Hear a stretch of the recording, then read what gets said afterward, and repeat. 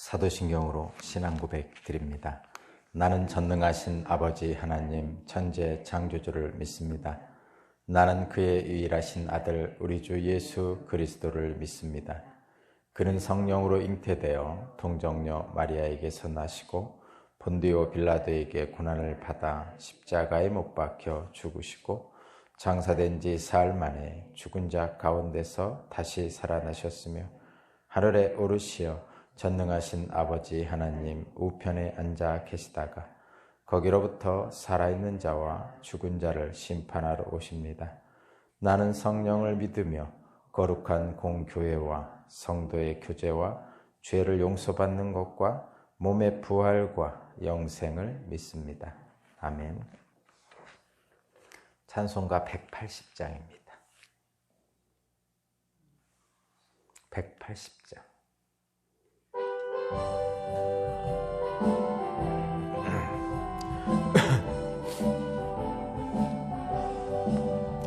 하나님의 나팔 소리 천지진동할 때에 예수 영광 중에 구름 타시고 천사들을 세계 만국 모든 곳에 보내어 구원받은 성도들을 모으리.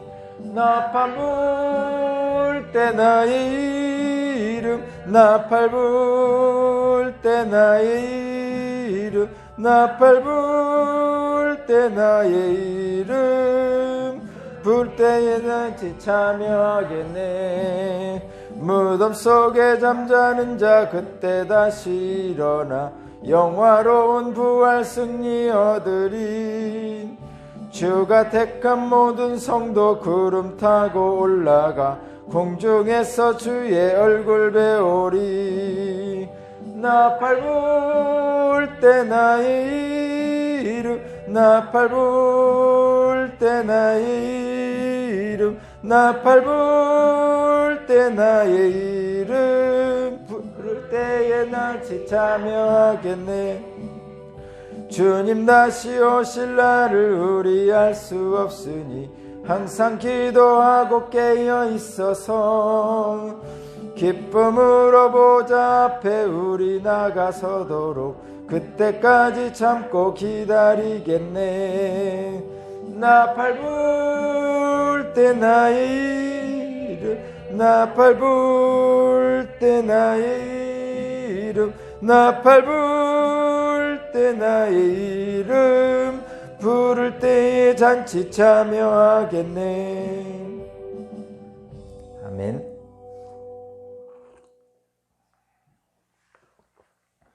오늘 주신 하나님 말씀은 마태복음 24장 29절에서 35절입니다.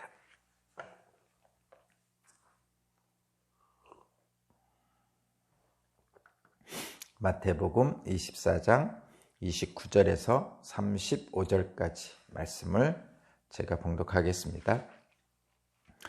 그 환난 날들이 지난 뒤에 곧 해는 어두워지고 달은 그 빛을 잃고 별들은 하늘에서 떨어지고 하늘의 세력들은 흔들릴 것이다. 그때 인자가 올 징조가 하늘에서 나타날 터인데 그때에는 땅에 있는 모든 민족이 가슴을 치며 인자가 큰 권능과 영광에 쌓여 하늘 구름을 타고 오는 것을 보게 될 것이다. 그리고 그는 자기 천사들을 큰 나팔 소리와 함께 보낼 터인데 그들은 하늘 이 끝에서 저 끝까지 사방에서 그가 선택한 사람들을 모을 것이다. 무화과 나무에서 교훈을 배워라. 가지가 연하해지고 잎이 돋으면 너희는 여름이 가까이 온 줄을 안다. 이와 같이 너희도 이 모든 일을 보거든 인자가 문 앞에서 가까이 온 줄을 알아라. 내가 진정으로 너희에게 말한다. 이 세대가 끝나기 전에 이 모든 일이 다 일어날 것이다. 하늘과 땅은 없어질지라도 나의 말은 결코 없어지지 않을 것이다. 아멘.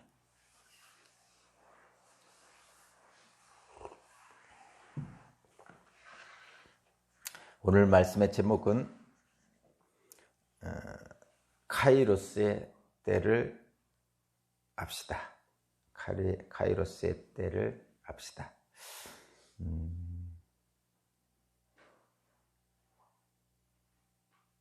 카이로스의 때라는 제목입니다. 카이로스의 때라는 것은 크로노스의 때와 카이로스의 때가 있죠. 크로노스는 그냥 우리가 생각하는 그 연대기적인 시간입니다. 어제, 오늘, 내일 이렇게 그러니까 기계적으로 지나가는 세월을 얘기합니다. 기계적으로 지나가는 세월. 그것을 크로노스라 그럽니다. 만성적인 그냥 지나가는 세월이에요. 어제, 오늘, 내일 이렇게 과거, 현재, 미래. 그래서 거기에는 아무 의미가 없고요. 그냥 봄이 오고 여름이 오고 가을이 오고 겨울이 오고 이렇게 순서대로 그냥 지나가는, 그냥 우리가 아무것도 안 해도 시간은 지나가는 그런 시간을 크로노스라고 그렇게 합니다. 카이로스는 그런 시간 속에서 뭔가가 사건이 일어나는 걸 얘기해요.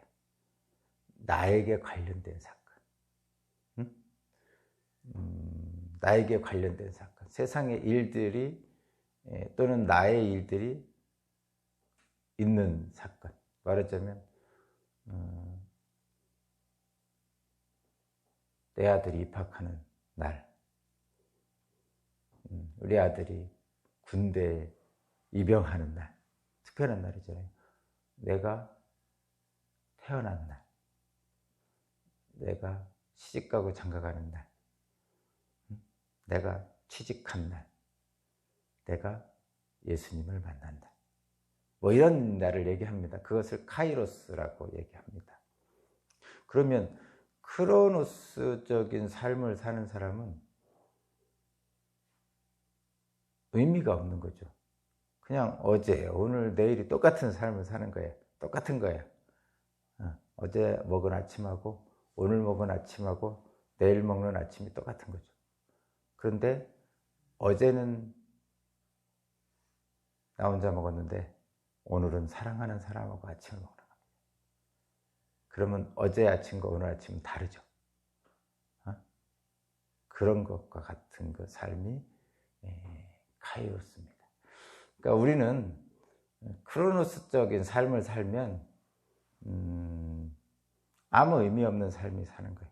보람도 없고 기쁨도 없고 말 그대로 희로애락이 없는 삶을 살게 되죠. 그런데 이제 카이로스적 삶을 살면 하루하루가, 매 순간이 의미가 있는 것입니다. 그런 것이죠.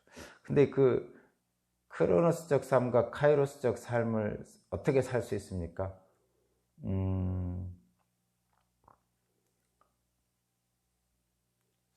돌아가는 세상은 똑같죠. 겨울이 지나가고 지금 봄이 오고 있습니다. 근데 작년에도 겨울이 가고 봄이 왔었죠. 올해도 마찬가지죠. 그런데 작년 겨울이 가고 봄이 온 것과 다른 올해의 겨울이 가고 봄이 오는 것을 느낀다면 다른 삶을 살 수 있는 거예요. 에이, 그런 게 있냐? 그런데 다릅니다. 작년 겨울에서 봄이 오는 삶은요, 코로나가 없었어요. 심각하게 없었어요. 있긴 있었는데 사람들이 못 느꼈단 말이에요. 작년 겨울에서 봄이 오는 2월, 3월 이때 못 느꼈어요. 그래서 다 예배도 다 드리고요. 대면 예배 드리고 다 친척들 만나고 가족 모임 하고요. 다 했어요. 작년 2월, 3월에.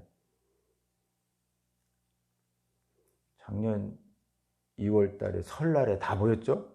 모였습니다. 올해는 설날에 못 모였죠? 올해 2월 달에 있나요? 설날에? 못 모였어요. 그러면 작년 겨울에서 봄으로 오는 그 시점하고 올해 겨울에서 봄으로 오는 시점에 사건이 다르고 삶이 달라졌어요.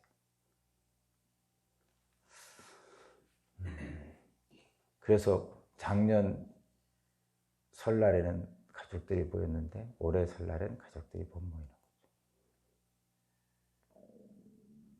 올해 작년 추석에는 못 모였죠? 올해 추석에도 모일 수 있었으면 좋겠네요. 자, 그러면 그건 이제 모든 사람들이 다 느끼는 거고요. 근데 나 자신만의 카이로스가 있을 수도 있는 거죠. 나의 삶이 어제와 오늘이 지나가는 삶이면 아무 의미가 없는 거예요. 의미가 없는 삶을 살게 됩니다. 그래서 이렇게 살아서 뭐하나 이런 생각이 들죠. 그런 사람들은 허무하죠, 사는 것이. 나이가 들수록 허무한 삶을 느끼잖아요. 젊었을 때는, 어릴 때는 빨리 어른이 돼서 뭔가를 하고 싶고, 젊을 때는 내가 세상에 나가서 뭔가를 기여하면서 사는 보람 있는 삶을 살고 싶고, 중년의 삶은 낳은 자녀들, 그리고 부모를 어떻게 하면 부모를 잘 봉양하고 자녀들을 잘 키울까 하는데 바빠서 다른 생각 못하고, 그러다가 부모님도 돌아가시고 자녀들도 다 결혼해서 독립시키고 그러고 나면 뭔가 목적의식이 없고 삶의 허무함을 느끼게 되는 경우가 있습니다.